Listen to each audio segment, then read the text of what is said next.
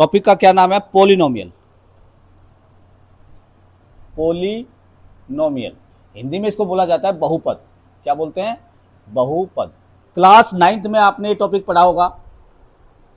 अगर आपने 9th में टॉपिक पढ़ा है तो बस आपको थोड़ा सा और जानना है, लेकिन अगर किसी ने 9th में नहीं पढ़ा अच्छे से तो उसके लिए भी ये क्लास बहुत इंपॉर्टेंट है, क्योंकि मैं 0 से पढ़ाने वाला हूं। देखिए, पॉलिनोमियल से पहले आपको ये जानना है कि वेरिएबल क्या चीज होती है।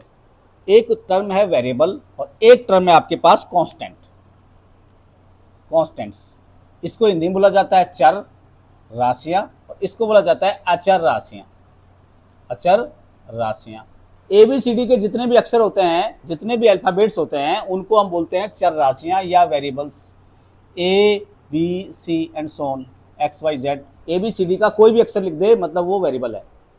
और अचर राशि का मतलब है, कांस्टेंट का मतलब है आपके पास वैल्यू लिखी हुई मिलेगी, 5 6 8 एंड सो ऑन।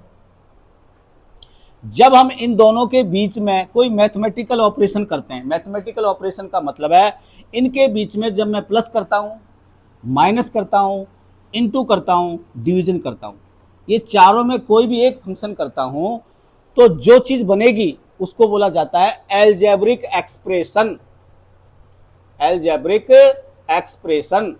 एग्जाम्पल के रूप में, अगर मेरे पास x है, x में मैंने 2 ऐड किया तो इसको क्या बोलूंगा? Algebraic expression. अगर मैं x में 5 का मल्टीप्लाई करूंगा तो 5x आएगा, इसको क्या बोलूंगा? Algebraic expression. अगर मैं x में y ऐड करूंगा, इसको क्या बोलूंगा? Algebraic expression. अगर मैं वेरिएबल टू वेरिएबल भी कोई मैथमेटिकल ऑपरेशन करता हूं तभी भी वो एल्जेब्रिक एक्सप्रेशन कहलाती है। x की पावर 2 प्लस 5, ये भी एल्जेब्रिक एक्सप्रेशन है। कोई नंबर अपने से 3 बड़ा है, एक नंबर है अपने से 3 बड़ा है तो वो नंबर मान लीजिए x, तो ये एक प्रकार से हमने लिखी एल्जेब्रिक एक्सप्रेशन।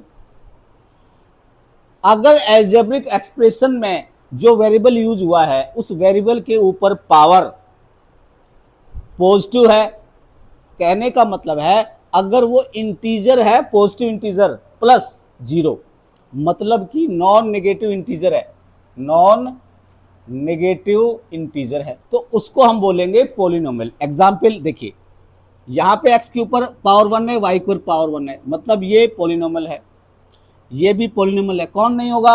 अगर x के ऊपर -2 लगा दूं तो ये नहीं होगा।